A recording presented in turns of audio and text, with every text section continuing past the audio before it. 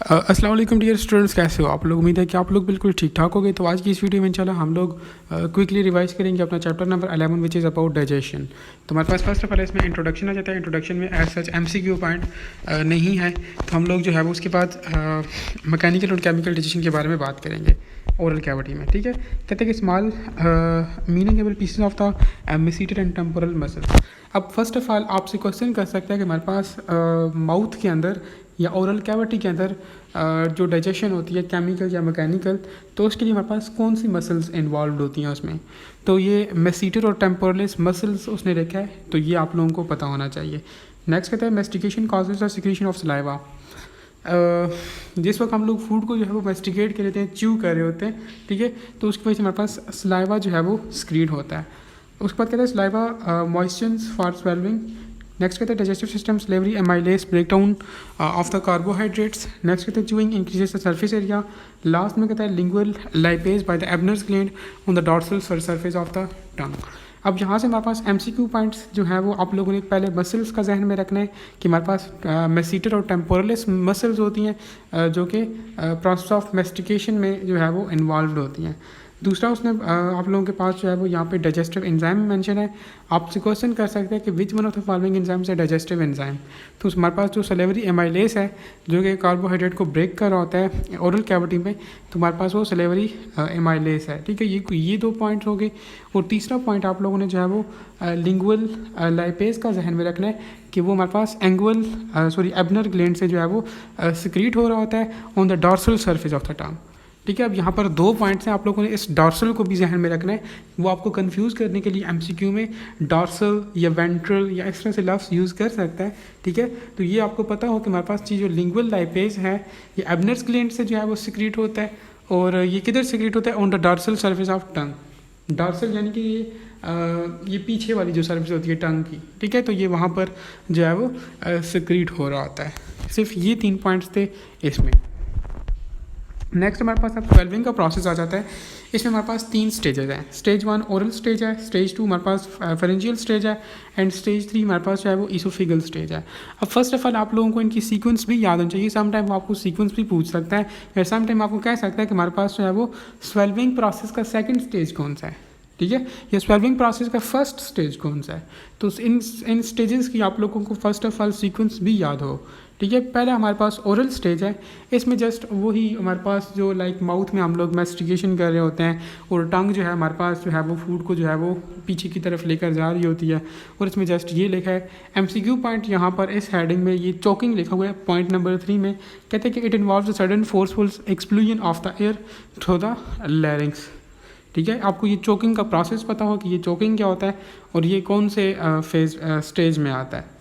बाकी इसमें कुछ भी नहीं है। सेकंड स्टेज हमारे पास जो है वो फेरेंजियल स्टेज है। कहते हैं कि इसमें लैरिंग्स जो है वो lift up to meet the epiglottis. Stage number 3 oesophageal हमारे पास स्टेज है। कहते हैं कि bolus is passed into the oesophagus by the automatic contraction of the pharynx to the stomach by gravity and reflex action.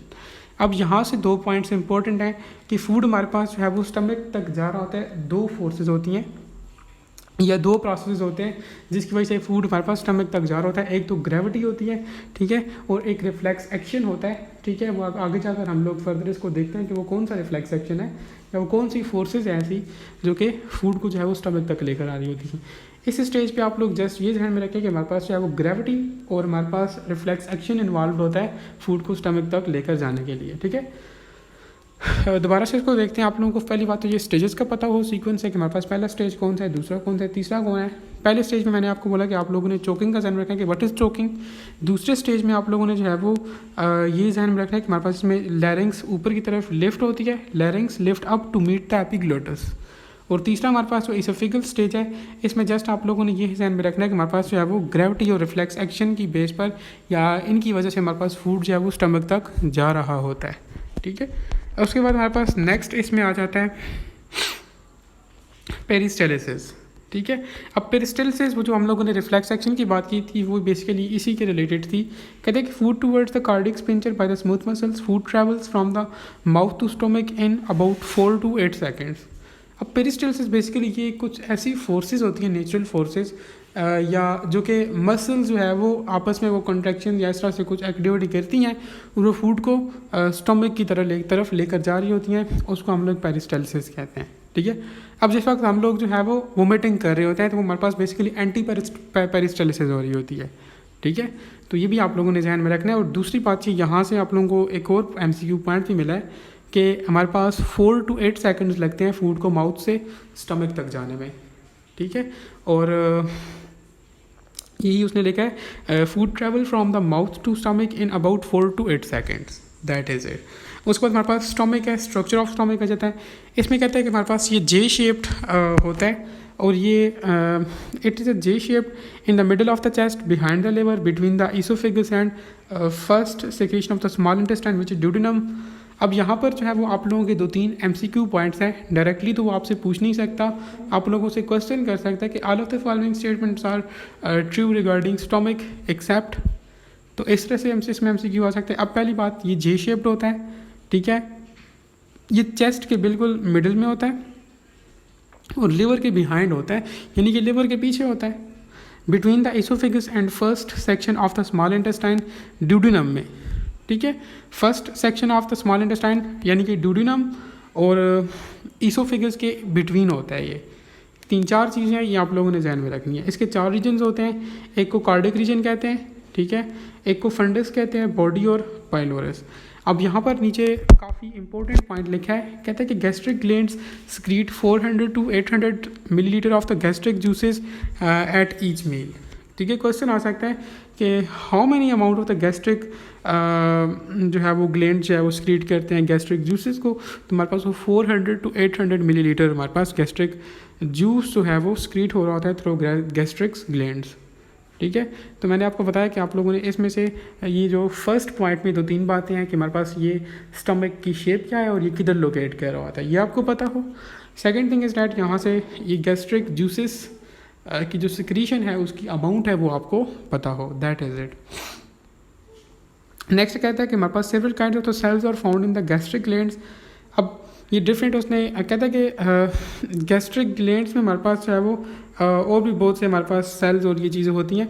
एक होता है parietal cells, chief cells, mucus secreting cell, hormone secreting cells, ये 4 चीज़ें होती हैं। अब आगे देखते हैं कि इसमें फर्दर क्या है। अब हमारे पास जो पैराइटल सेल्स होते हैं ये बेसिकली HCl सिक्रीट कर रहे होते हैं। क्वेश्चन आ सकता है कि HCl in the stomach is secreted by, तो वो पैराइटल सेल्स होते हैं। मोस्ट इंपॉर्टेंट MCQ है, इसको अपने पास लिख के रखें। नेक्स्ट कहते हैं the concentration of the H positives in the gastric juices can be as high as 0.15 molal. ठीक है, तो ये कोई MCQ पॉइंट आई थिंक इतना वो नहीं है। कहते हैं कि giving the gastric juices a pH somewhat less than 1।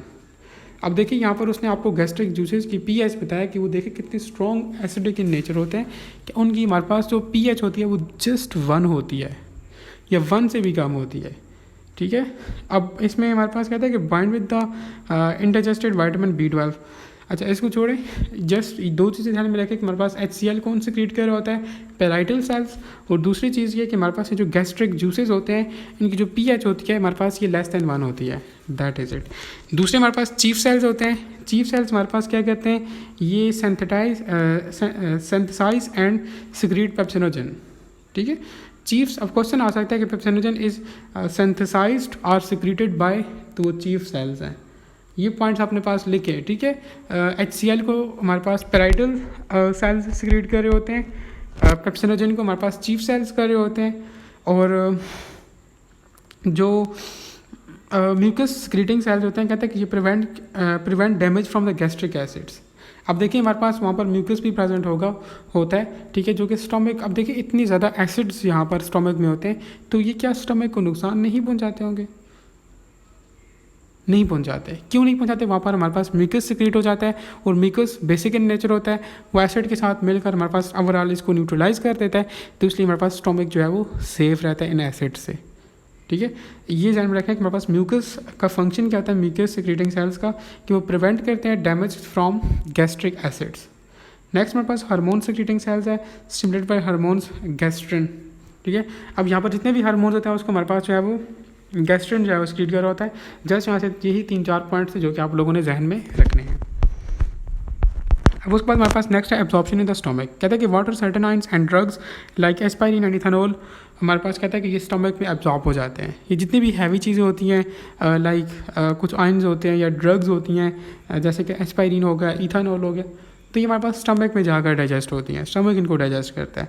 अब what is the function of stomach, ये स्टोर करता है फूड। क्वेश्चन आ सकता है कि all of the following functions are the function of stomach except, तो आपको ये फंक्शंस पता हो, ठीक है। इस तरह से कभी कभार ये स्टेटमेंट टाइप्स MCQ आ जाते हैं, तो इस लिहाज से आपको ये आता हो, ठीक है। एक तो ये फूड को स्टोर करता है, ये ब्रेक करता है लार्ज प्रोटीन्स को। इसमें हमारे पास कहता है कि pH 1 to 3 also kills the bacteria in the food, ये चर्निंग में हेल्प करता है, लाइक फूड को और बारीक करता है और उसको ग्राइंड करता है, उसको चर्निंग कहते हैं। कहता है कि empties the chyme into duodenum, absorption of the iron and highly fat soluble substances like alcohol and absorb directly. Simple is that, जितनी में हमारे पास ये हैवी चीज़ होती हैं, अल्कोहल्स वगैरह, फैट्स वगैरह, वो हमारे पास स्टमक में जो है वो एब्जॉर्ब हो रहे होते हैं या डाइजेस्ट हो रहे होते हैं। क्यों हो रहे होते हैं? वहाँ पर हाईली एसिडिक एनवायरनमेंट होता है, ठीक है। अब नेक्स्ट हमारे पास बात करते हैं mechanism of secretion of the gastric juices. कहते हैं कि स्लाइट स्मेल एंड टेस्ट और hearing of the delicious food stimulate the nervous system gastrin. कहते हैं कि protein molecule stimulates the endocrine cells. Like इसमें MCQ पॉइंट आपके लिए नहीं है। नेक्स्ट हमारे पास absorption of the nutrients in the small intestine. Villi are present studded with the millions of the microvilli lacteals and blood vessels. Lacteals lymph vessels absorb digested fat into the lymphatic system. Blood vessels receive the nutrients and transport then by the hepatic vein to the liver. Blood is filtered, toxins are removed and nutrients are processed. तो अब ये small intestine क्या बता रहा है? कहता है कि वहाँ पर हमारे पास डिफरेंट विलाइज होते हैं, वहाँ पर हमारे पास जो है वो डिफरेंट हमारे पास जो लाइक यूजफुल चीज़ होती हैं वो एब्जॉर्ब हो जाती हैं। विलाइज जो है हमारे पास millions of villi, microvilli होते हैं, मेरे विलाइज होते हैं, तो वो जो इन चीज़ों को जो है वो एब्जॉर्ब कर लेते हैं, ठीक है। न्यूट्रिएंट्स वगैरह को या जो यूज़फुल चीज़ें होती हैं उनको जो है वो एब्जॉर्ब कर लेते हैं और उसको क्या करते हैं, लिवर की तरफ लेकर जाते हैं थ्रू हेपेटिक पोर्टल वेन, ठीक है। हेपेटिक पोर्टल वेन ये आप लोगों ने जहन में रखना है। अब उसके बाद हमारे पास है लिवर। अब लिवर का लिखा हुआ है largest organ in the human body. अब यहाँ पर स्टूडेंट्स इसको ये समझ कर फिर जब MCQ पेपर में ओवरऑल एक MCQ आता होता है कि which one of the following is the largest organ of the body, तो स्टूडेंट वहाँ पर भी लिवर को ही जो है वो टिक कर लेते हैं। हालांकि लिवर लार्जेस्ट ऑर्गन नहीं है, यहाँ पर उसने लिवर को as a largest organ mention किया है, लेकिन हमारे पास जो लार्जेस्ट ऑर्गन है वो स्किन है, आप लोगों ने हमेशा जहन में रखना है, ठीक है।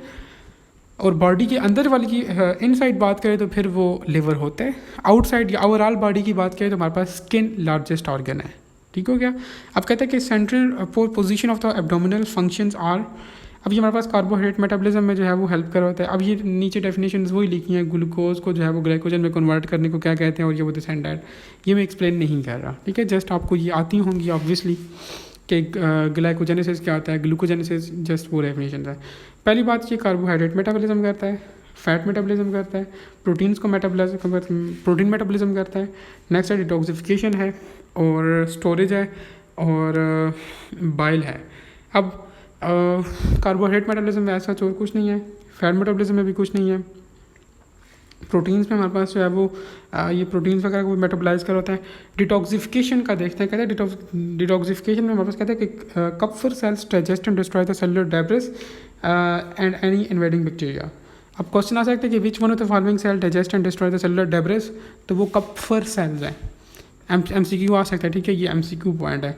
नेक्स्ट कहते हैं drugs and alcohols are detoxified by the liver, some hormones are inactivated, जिस तरह बिल्बुरीन की उसने एग्जांपल्स दी है। अब नेक्स्ट स्टोरेज में आपसे क्वेश्चन कर सकते हैं कि लिवर हमारे पास कौन कौन सी चीज़ें स्टोर करता है, तो ये डिफरेंट वाइटामिन कर रहा होता है स्टोर, और आयरन एंड कॉपर वगैरह, ग्लाइकोजन वगैरह, ठीक है। ग्लूकोज को ग्लाइकोजन में कन्वर्ट करके ये उसको सेव कर लेता है, जिस वक्त बॉडी की नीड होती है दोबारा उस ग्लाइकोजन को ग्लूकोज में कन्वर्ट करता है और बॉडी को प्रोवाइड कर देता है। Simple as that. बाइल के बारे में कहता है कि important for the fat digestion, water, Biles, salts, cholesterol, phospholipids electrolytes and bile pigments, yellowish green colour होता है, ठीक है। बाइल का हमारे पास येलोइश ग्रीन कलर होता है और ये इंपॉर्टेंट होता है, फैट्स की डाइजेशन में हेल्प करता है, ठीक है। Stored and concentrated in the gall bladder and release in the duodenum when required.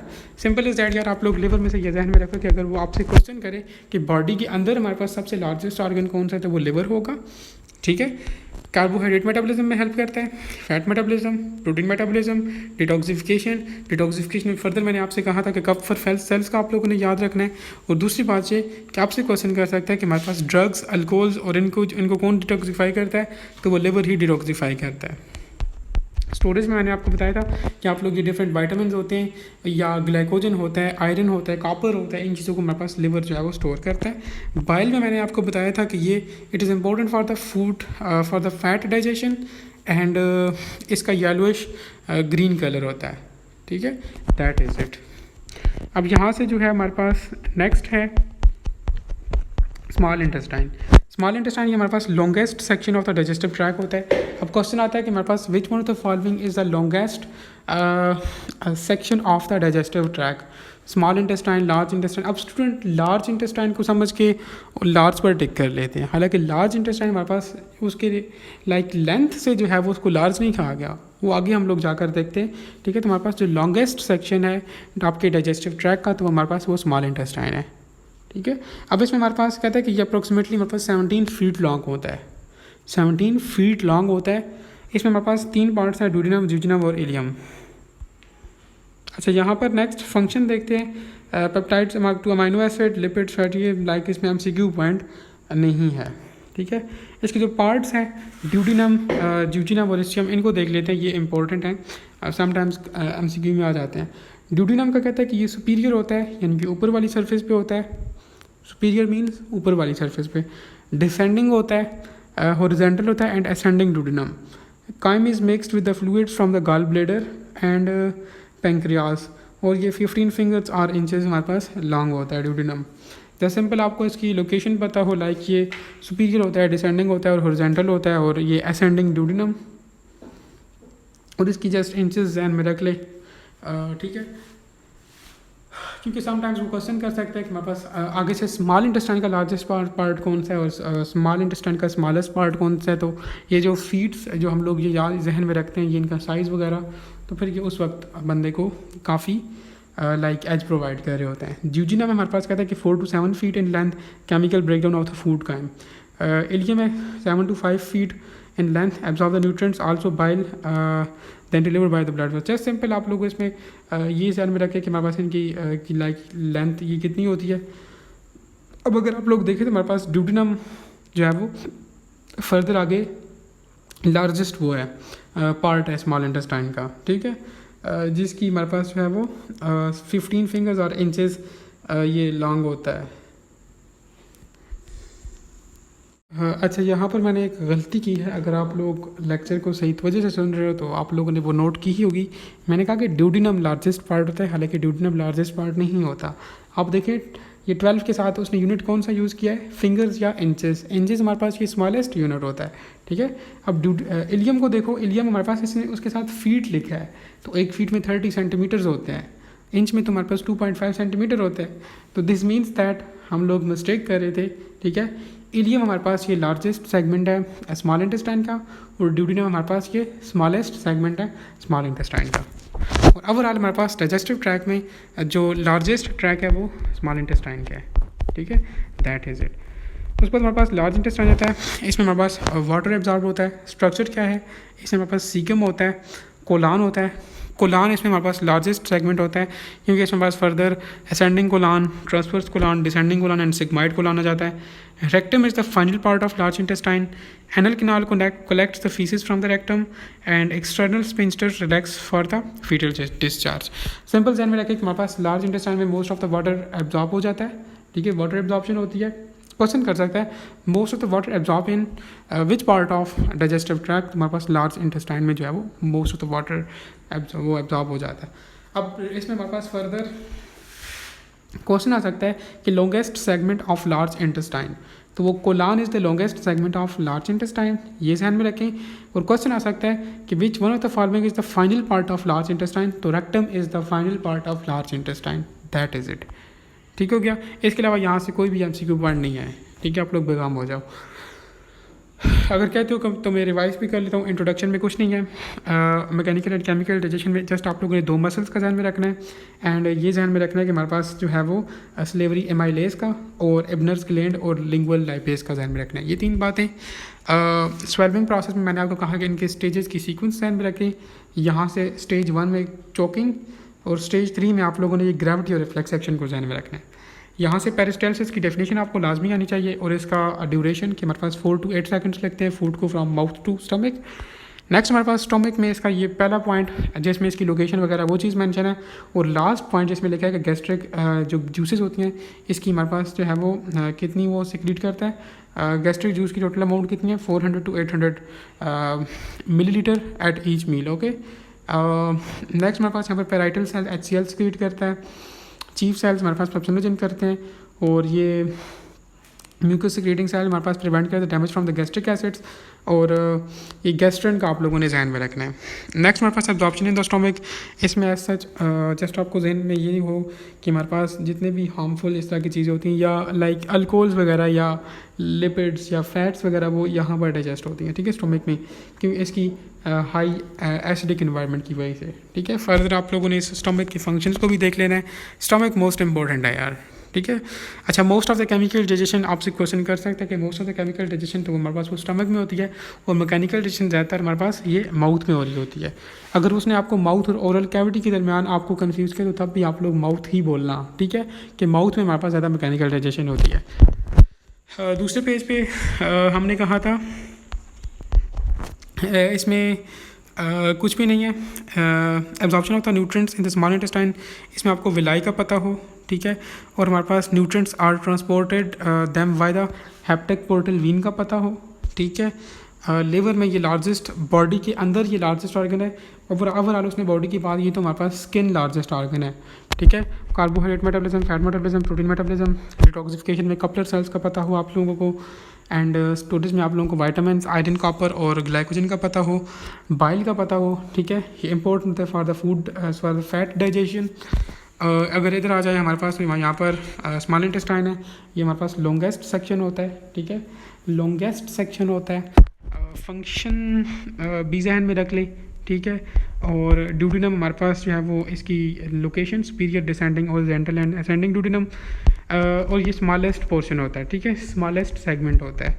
ज्यूजिनम 4 to 7 feet होता है, और इलियम हमारे पास ये 7 to 5 फीट इन लेंथ, और ये लार्जेस्ट वो होता है इलियम, लार्जेस्ट सेगमेंट इलियम है। और नेक्स्ट हमारे पास लार्ज इंटेस्टाइन में बात करें तो ये वाटर एब्जॉर्प्शन करता है, और फर्दर इसमें आपको कोलान का पता हो कि ये लार्ज लॉन्गेस्ट सेगमेंट है। रेक्टम का पता हो कि it is the final part of large intestine, that is it. इसके अलावा यहाँ पे कुछ भी नहीं है। अच्छा, नेक्स्ट हम लोग बात करते हैं डाइजेशन की पेंक्रियाज के अंदर, और इसको देखते हैं पेंक्रियाज को। अब पेंक्रियाज कहते हैं कि एलोंगेटेड ऑर्गन, लाइटन और पिंकिश इन कलर, जस्ट ये ध्यान में रखिए पेंक्रियाज ये पिंकिश कलर होता है, PP, ठीक है, lies in close proximity to the duodenum, ठीक है, ये ड्यूडिनम के क्लोजली जो है वो होता है। इसमें 3 रीजन होते हैं, head, body and tail. Head हमारे पास C शेप होता है, region of the duodenum, connective tissues होता है connected by the common blood supply. The body and tail extend across the mid line of the body towards the hilum of the spleen. Pancreatic juices empties ampulla of the waiter.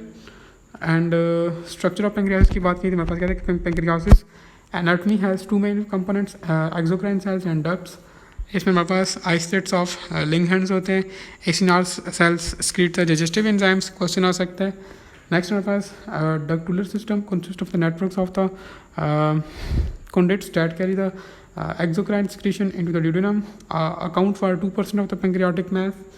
Alpha cells secrete glucagon, beta cells secrete the insulin, and delta cells secrete the somatostatin, and F cells secrete the pancreatic polypeptide. Most important ये चीज़ है, ठीक है, ये चारों points most important हैं, finger tips पे याद रख लो इसको, ठीक है, एक MCQ लाजमी है। अच्छा, यहाँ से आप लोगों ने जहन में क्या रखना है, पहली बात ये पिंकिश कलर होता है पेंक्रियास का। हेड इसका इसमें ऐसा कुछ भी नहीं है। बॉडी एंड टेल में आप लोग जहन में रखें एम्प्यूला ऑफ वेटर क्या होता है, ठीक है, जहाँ पर हमारे पास पेंक्रियाटिक जूसेस एम्पटी होते हैं जाकर, ठीक है, वो एम्पूला ऑफ वेटर होता है। अच्छा, स्ट्रक्चर ऑफ पेंक्रियाज में हमारे पास जो है वो फर्दर और कुछ भी नहीं है, जस्ट आपको पता हो कि हमारे पास अल्फ़ा सेल्स क्या सिक्रीट करते हैं, बीटा सेल्स क्या सिक्रीट करते हैं, डेल्टा क्या करते हैं और एफ़ क्या करते हैं। ठीक है, सिर्फ ये 4 चीज़ें, ये अगर आप लोग याद कर लो तो आप लोगों का एक MCQ कन्फर्म है। अच्छा, नेक्स्ट हमारे पास इसमें फर्दर है functions of pancreas, neutralize the gastric acid and regulate the pH of the intestine, acinar cells create the isozyme like amylase, lipase and protease. ये MCQ पॉइंट है कि आपसे क्वेश्चन कर सकते हैं कि amylase, lipase and protease are secreted by, तो वो एसिनार सेल्स है। ठीक है, इसको भी अपने पास लिख के रखें। अच्छा, ये जितने भी एसिड्स वगैरह या ये जितनी भी चीज़ें जो यहाँ पे रिलीज़ हो रही हैं, सिक्रीट हो रही हैं, एब्जॉर्ब हो रही हैं, इनको अपने पास यार लिख के रख लो। ठीक है, और इनको अगर आप लोग डेली बेसिस पर रिवाइज कर सकते हो तो लाजमी करो, इंपॉर्टेंट है, एग्जाम में बंदा कंफ्यूज हो जाता है। Amylase secreted in the active form, hydrolyze starch and glycogen to glucose, maltose, maltotriose and dextrins. Lipase emulsifies and hydrolyzes fat in the presence of the bile salt. Proteases are essential for the protein digestion. ये तो सबको पता है। Next हमारे पास relation of bile and pancreatic juice with secretin hormone. कहता है कि secretin first hormone to be discovered, question आ सकता है कि first hormone to be discovered is secretin. मैंने आपसे पहले भी कहा है कि इस तरह की चीज़ों को अपने पास लिख के रखें। नेक्स्ट कहता है secretin stimulates the acidification of the duodenum. Question कर सकता है कि which one of the following stimulates the acidification of the duodenum, तो वो सिक्रेटिन है। ठीक है, principal targets for the secretion is pancreas. Like हमारे पास जो सिक्रेटिन होता है ये हमारे पास पेंक्रियाज को ही टारगेट कर रहा होता है। Responds by the secreting a bicarbonate rich food fluid to neutralize the acid. कहते हैं an acid is neutralized by the bicarbonate, the intestine pH rises towards the neutrality and secretion of the secretin is turned off. Simple is that. ये आप लोग यहाँ से function of pancreas में से पहले ये ध्यान में रखें कि ये न्यूट्रलाइज करते हैं गैस्ट्रिक एसिड्स को। ठीक है, और उनके pH को रेगुलेट करते हैं इंटेस्टाइन में। फॉर एग्जांपल अगर हमारे पास एसिडिटी ज़्यादा हो गई है तो ये पेंक्रियाज वहाँ पे जाके, ये पेंक्रियाज का ये फंक्शन होता है कि उस एसिडिटी को नॉर्मल करते हैं। एक चीज़ आप लोगों ने इसमें रखनी, एसिनार सेल्स का याद रखना कि हमारे पास ये क्या क्या चीज़ सिक्रेट कर रहे होते हैं। 2 चीज़ें होगी। फर्दर आप लोग ये ध्यान में रखें कि हमारे पास ये इसमें relation of bile and pancreatic juice with the secretin hormone. इसमें आपको पता होगा कि हमारे पास सिक्रेटिन हमारे पास वो पहला हार्मोन है जो डिस्कवर किया गया था। मोस्ट इंपॉर्टेंट है, इसको आप लोग लिख लो। ठीक है, और सिक्रेटिन का फंक्शन क्या है कि ये हमारे पास स्टिमुलेट करता है acidification of duodenum. And principal target of secretin कौन सी जगह होती है, वो पेंक्रियाज होती है। That is it. ठीक है, यहाँ पर ऐसा और कुछ भी नहीं है। अच्छा, नेक्स्ट हमारे पास इधर है डिस्पिप्सिया। अब ये हमारे पास जो है वो recurrent and resistant indigestion. Symptom क्या है, pain in the upper abdomen often made worse by eating and ये दिस एंड दैट। इसमें like MCQ point as such कुछ नहीं है। ठीक है, काज कौन कर रहा होता है, H पाइलोराई। ठीक है, ये काज कर रहा होता है। बेस्ट टेस्ट, ठीक है, बैक्टीरियल डिजीज़ है। अपर डिस्ट्रिक्ट ये दिस एंड दैट, इसमें MCQ पॉइंट नहीं है। ठीक है, जस्ट आपको इसकी डेफिनेशन का पता हो, व्हाट इज़ डिस्पिप्सिया, और काज कौन कर रहा होता है, सिर्फ ये 2 चीज़ें। That is it.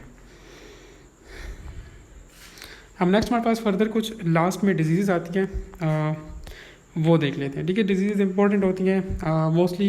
अगर हम लोग MCQ पॉइंट ऑफ व्यू से बात करें तो आप लोगों ने जस्ट इसका इंट्रोडक्शन या डेफिनेशन देखना होता है। अगर कोई इसका कॉजेटिव एजेंट है तो वो देखें। ठीक है, और अगर कोई ट्रीटमेंट या मेडिसिन वगैरह है, कोई ड्रग है, कोई थेरेपी है, वो आप लोग देखें। This is more than enough. ठीक है, बाकी ये सिम्टम्स, ये चीज़ें नहीं आ रही होती। अब हमारे पास जो पहली डिजीज़ है वो है अल्सर। ठीक है, ये स्टोमक की प्रॉब्लम को कहते हैं। ठीक है, एसिडिटी हो जाती है स्टोमक के अंदर, तो उसको हम लोग अल्सर कहते हैं। ठीक है, मैदे की तजाबियत आप लोगों ने अक्सर सुना होगा, तो ये बेसिकली वो होता है। कॉजेस, साइंस एंड सिम्टम्स देखते हैं। ऐसा मैंने आपसे पहले भी कहा कि लाइक ये MCQ पॉइंट है, उसे इतने इंपॉर्टेंट नहीं होते। अगर आप लोग फिर भी पढ़ना चाहते हो तो आप लोग इनको पढ़ सकते हो। ठीक है, अदरवाइज इसमें MCQ पॉइंट नहीं है। ठीक है, ट्रीटमेंट कहता है कि antibiotics to kill the bacteria, acid suppressors, कोई MCQ पॉइंट नहीं है। जस्ट ये ध्यान रखें कि हमारे पास अल्सर क्या होता है। That is it. दूसरी हमारे पास डिजीज़ है ओबेसिटी। ओबेसिटी सबको पता होगा, मोटापे को कहते हैं। ठीक है, पेट बाहर निकल आना, या इसको ये कहते हैं कहते हैं कि if the food we eat provides the more calories than our body needs, the exercise the excess is converted to fat. Initially fat cells increase in size. When they can no longer expand, they increase the number. अब ठीक है, obesity मैंने आपसे पहले भी कहा कि ये मोटापे को कहते हैं। उसने यहाँ पर लिखा है कि हमारे पास जब हम लोग फूड जो लेते हैं या फैट पार्टी फूड जो हम लोग लेते हैं उसमें कैलोरीज जब हमारी बॉडी की नीड से ज़्यादा हो जाती हैं तो वो फैट की फॉर्म में स्टोर होना शुरू हो जाती हैं। स्टार्टिंग में तो ये फैट इंक्रीज़ करता है साइज़ में, ठीक है। When they can no longer expand they increase in number. पहले साइज़ में इंक्रीज़ करता है फिर उसके बाद नंबर में इंक्रीज़ करना शुरू कर देता है, ठीक है। तो ये बेसिकली ओबेसिटी होता है, मोटापा। साइन एंड सिम्टम सिंपल वही हैं। मैंने आपसे पहले भी कहा कि इसमें कोई ऐसा कोई इंपॉर्टेंट चीज़ नहीं होती। ये देखिए बिल्कुल लास्ट पे लिखोगे obesity is associated with type 2 diabetes. तो ये आप लोग ध्यान में रखें, ठीक है। हाइपर एपिडर्मिया कोरोनरी आर्टरी डिजीज, इसमें भी लाइक एमसीक्यू के पॉइंट ऑफ व्यू से ये नहीं है ऐसा। ट्रीटमेंट में कहता है कि एक्सरसाइज ये वो दिस एंड डैट, कोई एमसीक्यू पॉइंट नहीं है। अच्छा, नेक्स्ट हमारे पास आ जाता है bulimia nervosa, most important. Bulimia nervosa and anorexia nervosa. Students confuse होते हैं इसमें, ठीक है, और ये एमसीक्यू में ही आ रहे होते हैं। बोर्ड में भी आप लोगों ने सुना होगा कि ये क्वेश्चन इंपॉर्टेंट होते हैं, अक्सर इन पर नोट आ जाता है, लेकिन यहाँ से एमसीक्यू पॉइंट ऑफ व्यू से काफ़ी इंपॉर्टेंट है। अब डिफ्रेंशिएट स्टूडेंट नहीं कर पाते इन दोनों को। ये basically what is bulimia nervosa and what is anorexia nervosa. अब बुलिमिया नर्वोसा हमारे पास ये बुलिमिया कहता है कि is associated with the depression and other psychiatric disorder and shares the symptoms with the anorexia nervosa another major eating disorder.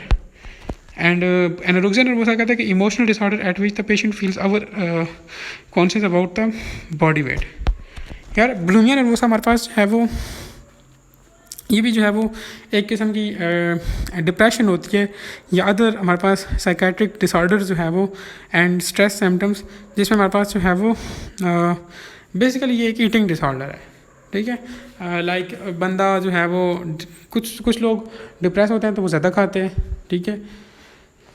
Anorexia nervosa हमारे पास जो है वो बंदा मोटा नहीं होता लेकिन उसको इस तरह फील होता है, उसकी साइकी बनी होती है कि यार मैं मोटा हूँ या मैं मोटा हो रहा हूँ। तो ये स्पेशली ज़्यादातर गर्ल्स को होता है, ठीक है।